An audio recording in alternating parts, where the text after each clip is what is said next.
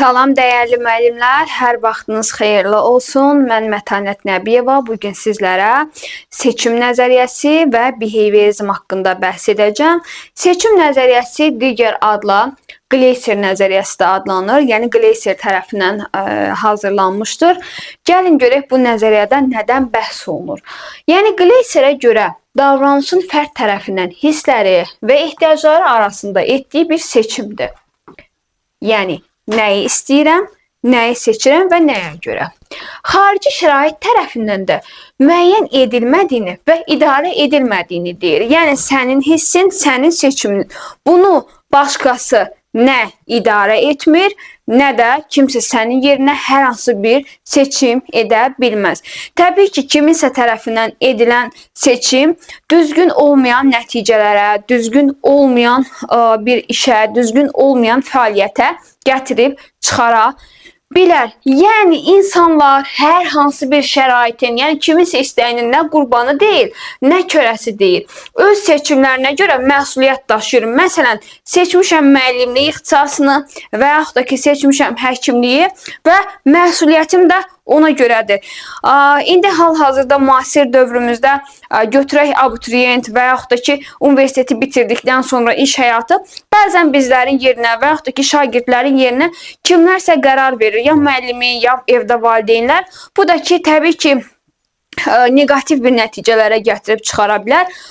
Şagirdi mütləq insanın şagirdi seçimində dəstəkləmək lazımdır. Yəni insan öz seçdiyi qərara əsasən məsuliyyət daşıyır. Başqalarının qərarına əsasən, başqalarının verdiyi qərarlara sən məsuliyyət daşımırsan. Məsələn, ətrafda hamı MİQ imtahanı verir, evdə ailə üzvləri tərəfindən də ki, baskı edilir ki, məsələn, filan kəsin qızı və yaxud da ki, oğlu, xalqın uşağı götürək getdi imtahanda yaxşı bal yığdı, sən niyə yığmayasan? Sən bunu niyə eləmirsən? Məsələn, qonşudan bala qalma misalıdır. Özünü cəmiyyətə bənzətmək məntiq xətasına gətirib çıxara bilər. Mütləq insanın öz seçimi olmalıdır və o seçimə görə də sən məsuliyyət daşımalısan ki, seçmişəm, məsuliyyəti də mənə aiddir. Sonra keçid edirəm növbəti.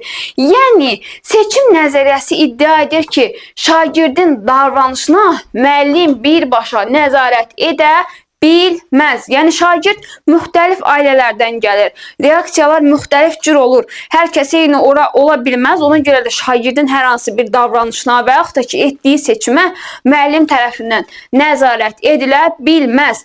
Amma ki, davranışa səbəb olan problemi üzə çıxarıb həll etməsinə kömək edə bilər. Məsələn, məktəbdə bullying var. Bunu mən bullying halı ilə sizə bənzədəcəm. Bullying var, şagirdin problemi var, o oxumaqdan, sosial qruplara qoşulmaqdan çəkinir. Görür ki, burada şagirdin davranışında hər hansı agresiya var. O agresiyaya mən hər hansı bir qatqı eləyə bilmərəm və yaxud da ki, agresiyaya hər hansı bir reaksiya verə bilmərəm. Necə reaksiya? Yəni, onu kökündən dəyişə bilmərəm. Amma bu agresiyanı necə həll eləmək olar? Şagirdlə oturub fərdi söhbət etmək lazımdır və yaxud da ki, bullyinglə bağlı hər hansı müəyyən bir dərs ilin əvvəlində video çarxlar göstərə bilərik şagirdlərə. Məsələn, şagirdin sosial qruplarda təklənməsi ilə bağlı, məsələn, orada şagird göstərə bilərik və yaxud da ki, animasiya formalı ola bilər ki, bir şagird öz sinif yoldaşları, öz yoldaşları tərəfindən təklənir və onun necə pis olduğunu, necə hisslər keçirdiyini qarşı tərəfə göstərə bilərik. Və burada da müəllim şagirdin davranışına səbəb olan amili üzə çıxarmalıdır. Məsələn, şagird oxumaqdan imtina edir. Niyə imtina edir? Oxumayan şagird kimi deməkdənsə, qələmə verməkdənsə, onun o probleminin səbəbini araşdırıb, o səbəbə istinadən hərəkət etmək lazımdır. Məsələn, bəlkə şagirdin ailəsində hər hansı bir problem var, bəlkə biz kifayət qədər şagirdi dərsə cəlb etməmişik, ona görə o dərsdə sakit dayanmır və yaxud da ki, digər yoldaşlarına imkan vermir və yaxud da ki, bullying halı varmı? Bunu müəllim araşdırıb nə etməlidir? Araşdırdıqdan sonra şagirdin o problemi həll etməsinə kömək göstərə bilər. Bu, ümumiyyətlə, Gleiserin nəzəriyyəsinə görə insanın 5 ehtiyacı var. Birinci, sağ qalma, sevgi, mənsubiyyət, güc, azadlıq və əyləncə. Gəlin indi bunların hər biri ilə ayrılıqda biz tanış olaq. Nədir sağ qalma? Sağ qalma, yəni loro dildə desək, insanın sağ qalmaq üçün, yaşamaq üçün keçdiyi ehtiyaclardır. Buna təbii ehtiyaclar və yaxud da ki, təhlükəsizliklə bağlı təməl ehtiyaclar deyə bilərik. Məsələn, qidadır, qalmaq üçün təhlükəsiz mühitdir, yəni sığınacaqdır, fiziki can rahatlığıdır, eyni zamanda təhlükəsiz, yəni şagird özünü məktəbdə, şagird özünü qaldığı yerdə necə hiss eləməlidir? Təhlükəsiz bir mühitdə hiss eləməlidir ki, yəni mən bu məktəbə gəlirəm, gedirəm, özümü həqiqətən təhlükəsiz hiss edirəm. Bəlkə məktəbdə bullying halı var, bəlkə hər hansı bir müəllim və yaxud da ki, hər hansı bir şəxs tərəfindən şagird qısnanılıb və o məktəbə gəlib getməyə artıq maraq göstərməyəcək. Ona görə biz bu hissləri və bu prosesləri aradan qaldırmağa nə etməliyik? Çalışmalıyıq. İkinci, sevgi, məsuliyyət. Bu daha çox müəllim-şagird arasında isti münasibətin qurulmasına yön alan bir xüsusiyyətdir. Yəni, müəllim şagirdi, şagird də müəllimi sevsə, müəyyən bir sevgiyə mənsub olduğunu hiss eləsə, təbii ki, orada yüksək nəticələrdən biz söhbət edə bilərik. Üçüncü biz bəhs edirik güc ehtiyacından. Güc ehtiyacı mütləq ödənməlidir. Güc ehtiyacı nə üçün lazımdır? Şəxsin özünə inamının artması üçün, inamlı olması üçün, özünə inanması üçün mütləq güc ehtiyacı lazım olan bir faktordur. Əgər bu güc ehtiyacı ödənməzsə, burada biz digər yoldaşlarla dalaşmaq, agresiya, başqalarına nəzarət etməyə çalışmaq kimi problemlər önə çıxa bilər. Bunu da məktəblərdə tez-tez müşahidə edə bilərsiniz. Orada deməli problem nədir? Şagirdin güc ehtiyacı kifayət qədər deməli ödənməyib. Yəni bu ehtiyac ödənməlidir ki, burada gördüyümüz misal dalaşmaq, agresiya, başqalarına nəzarət kimi problemlər aradan qalxsın. Növbəti azadlıq ehtiyacıdır. Azadlıq ehtiyacı nə deməkdir? Yəni mən özüm seçim etmişəm və məsuliyyətini də özüm daşıyıram. Mahiyyəti də müdrik seçimlər etməkdir. Yəni, hər kəs səhv edə doğru yola çıxır. Bayaq qeyd etdiyim kimi, hər bir uğurun kökündə mütləq nə dayanır? Bir uğursuzluq dayanır. Və müstəqilliyin təmin edilməsi ilə seçim haqqının verilməsidir. Bəzən olur ki, ailələrdə də biz bunu məktəbdə də müşahidə edirik ki, sən psixoloq ol və yaxud da ki, müəllim olma, həkim ol, jurnalist olma, müəllim ol, filankəsin qızı müəllim olub, sən də müəllim ol, qız uşağı üçün müəllimdən yaxşı seçim yoxdur. Yəni, mütləq ki, seçim haqqı tanınmalıdır, azadlıq haqqı verilməlidir ki, o öz seçimini özü etsin, özü bir nəticəyə gəlib çıxsın, səhvindən, düzündən bir belə deyim də nəticə çıxarsın. Əylənmə ehtiyacı bu da təbii ki, sevincdir, həzdir, məmnun olmaqdır, yumordur, şənliklər. Yəni hər bir şagirdin oynama, əylənmə, sevinç ehtiyacı var. Bu da daha çox rollu oyunlar və yaxud da ki, digər oyunlar vasitəsilə həyata keçirilir. Məktəbdə mühitin yaxşılaşdırılmasına təsir edən bir sıra faktorlar var. Bunlardan hansıdır? Şagirdləri keyfiyyətlə bağlı gündəlik məsələlərə cəlb etmək.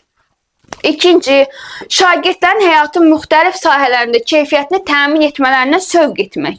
Sonra şagirdlərə keyfiyyət anlayışını, yəni keyfiyyət nədir? Onu dərsə tətbiq etmək lazımdır. Keyfiyyətli dərs və yaxud da ki, keyfiyyətli təhsil alma kimi anlayışları biz bura nümunə göstərə bilərik. Şagirdlərdə məktəb fəaliyyəti, onları yardımsevərlik kimi layihələrə, yəni rol model olmaq lazımdır. Şagirdləri cəlb etməyi bacarmalıyıq. Şagirdlərə, deməli, onlara, belə deyim də, deyir şagirdlərə uğurun, onların öz fəaliyyətini qiymətləndirməmişdən, eyni zamanda lazım olan hər yerdə təkmilləşdirmədən asılı olduğunu öyrədirik. Yəni, uğur var, uğursuzluq var. Lazım olanda onu təkmilləşdirməyi, üzərində işləməyi də nə etməliyik? Bacarmalıyıq. Altıncı deyir ki, məcburi intizam üsullarından, yəni bunu daha çox avtoritar üsulla biz nümunə göstərə bilərik ki, deyir məcburi intizam üsullarından qaçın. Başqalarına təhlükə yaradan davranışlara tolerant yaratmayın. Yəni kiməsə xoş gəlir, o davranış başqasına xoş gələ bilməz və yaxud da xoş gəlmir. Buna şərait yaratmamalıyıq və problemlərin həlli üçün mütləq dərs mühitində nə lazımdır? Əməkdaşlıq lazımdır.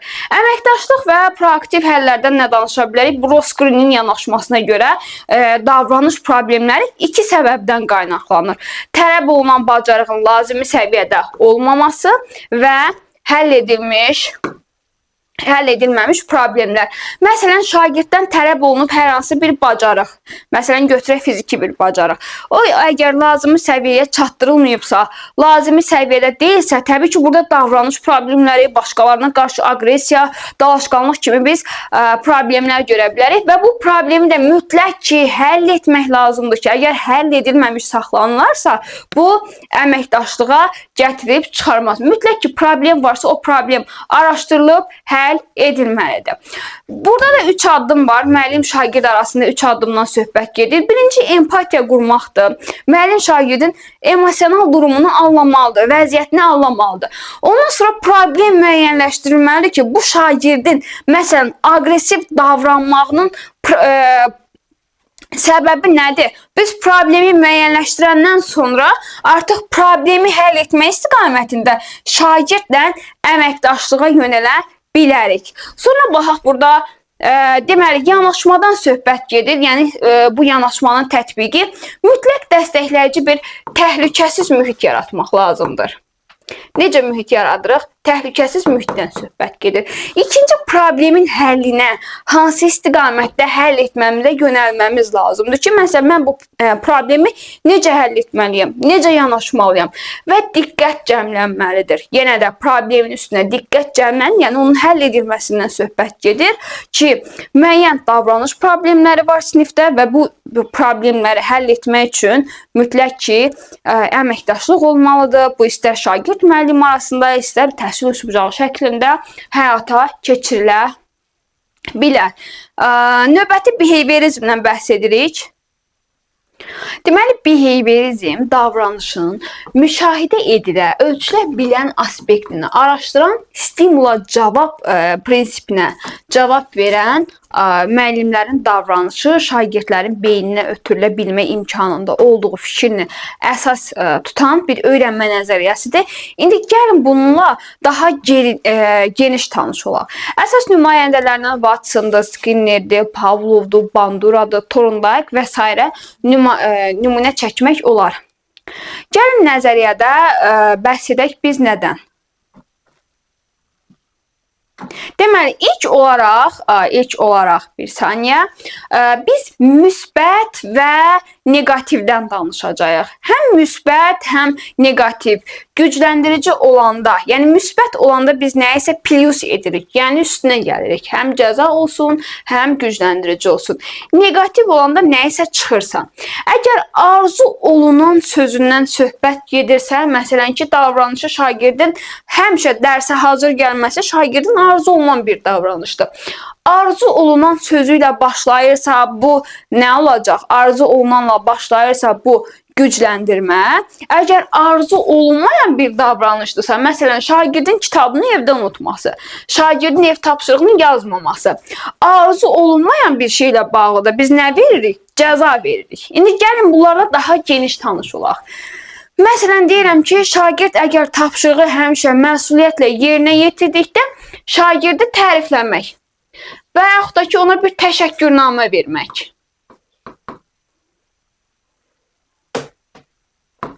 Bu deməli müsbətdir də, düzdürmü? Biz təşəkkürnaməni verməklə şagirdin müsbət fəaliyyətinə, yəni arzu olunan bir davranışdır, müsbət fəaliyyətin üzərində hər hansı bir mükafat veririk. Yəni neyləmiş oluruq?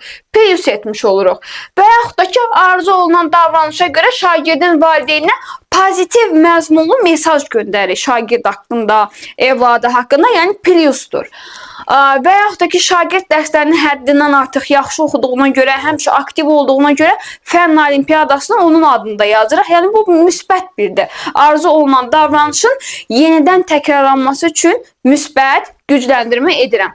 Bəs müsbət cəzalandırma nədir? Başqa adla pozitiv. Arzu olunmayan davranışı azaltmaq üçün nəyinsə əlavə edilməsi. Məsələn, ev tapşırığını yazmayan şagirdə əlavə 100 test tapşırığı, yəni cəza üçün onun yerinə yetirmədiyi fəaliyyətə görə, yəni arzu olunmayan davranışı azaltmaq üçün ona 100 test tapşırığı cəza verdim. Və yaxud da ki, sinif qaydalarına əməl etmədiyinə görə tənəffüsdə həmin qaydaları şagirdə oxutmaq. Yəni onun üzərinə, onun arzu olunmayan fəaliyyətini azaltmaq üçün, aradan qaldırmaq üçün üzərinə müsbət bir cəza gəldi. Düzdürmü? Sonra negativ gücləndirici arzu olunan davranışı gücləndirmək üçün nəyisə güzəştə gedirik. Məsələn, həmişə dərsə hazır gələn şagirdə bir gün icazə verir ki, ikinci dərsə gəlsin. Və yaxud da ki, məsələn, hər hansı bir ev tapşırığından azad edirik. Yəni güzəştə gedilir, negativ gücləndiricidə nəyisə çıxarılır. Və yaxud da ki, şagirdi sevmədiyi hər hansı bir tədbirdən uzaq edə bilərik və yaxud da ki, hər hansı bir qeyd etdiyim kimi tapşırıqlardan uzaq edə bilərik. Negativ cəzalandırmada arzu olunmayan davranışı azaltmaq üçün nəyinsə çıxarılmasıdır. Məsələn, bu nə deməkdir? Sinif qaydalarına əməl etmədiyi üçün tənəffüs haqqını şagirdin əlindən almaq. Və yaxud da ki, dərslərini oxumadığı üçün, dərslərinə hazır gəlmədiyi üçün şagirdi sınağa getməkdən məhrum etmək. Görürük, orada onun tənəffüs haqqını əlindən aldım. Yəni, minus elədim, sınağa getmək haqqını əlindən aldım. Yəni, bu negativdir. Deməli, gücləndirmə cəzalandırmalar haqqında sizə danışdım. Burada bir neçə nümunə var. Gəlin bunlara da baxaq. Deyək ki, məsələn, Asif dərslərini yaxşı oxuduğu üçün müəllim ona bildirir ki, səni mütləq fənn olimpiyadasına göndərib mükafatlandıracaq. Burada artıq şagird dərsini yaxşı oxuyur. Yaxşı oxuduğu üçün də müəllim onu fənn olimpiyadasına göndərir. Yəni, nədən istifadə etmiş olur? Təbii ki, müsbət gücləndirmədən. Növbəti burada bizim bir nümunəmizdə olmalıdır. Biraz qarışıq verilib. Amma qeyd edəcəm. Məsələn, müsbət cəzalandırma. Murad dərsini oxumadığı üçün müəllim dərsdən sonra onu məktəbdə saxlayır. Yəni, dərsi oxumadığı üçün məktəbdə saxlama cəzasını ona plus edir. Burada nədən söhbət gedəcək? Təbii ki, müsbət cəzalandırmadan söhbət gedə bilər. Və yaxud da ki, müəllim Murada 100 əlavə test tapşırığı da verə bilərdi. Yəni, nə oldu bu? Müsbət cəzalandırma. Sonra negativ gücləndirici nədir? Deyir, dərsə hər zaman hazır gələn ziyanı müəllim bir dəfə ev tapşırığından azad edir. Yəni, ziya bu davranışı arzu olunan davranışdır. Həmişə təkrarlamaq üçün nəyisə güzəştə gedir, çıxarır. Yəni, necə gücləndirmə oldu? Negativ gücləndirmə. Sonra negativ cəzalandırmadan da bir nümunə qeyd edirəm. Şagird telefondan çox istifadə etdiyi üçün müəllim telefonu onun əlindən alır. Deməli, artıq telefondan şagirdin çox istifadə etməyi arzu olunmayan bir davranışdır. Və bu arzu olunmayan davranışı azaltmaq üçün müəllim telefonu şagirdin əlindən alıb, yəni nədən istifadə edib? Negativ cəzalandırmadan. Bugünkü izahımız bu qədər. Əgər hər hansı bir sualınız və yaxud da ki, sizə qaranlıq qalan məqam olarsa, videonun rəy bölümündə qeyd edə bilərsiniz.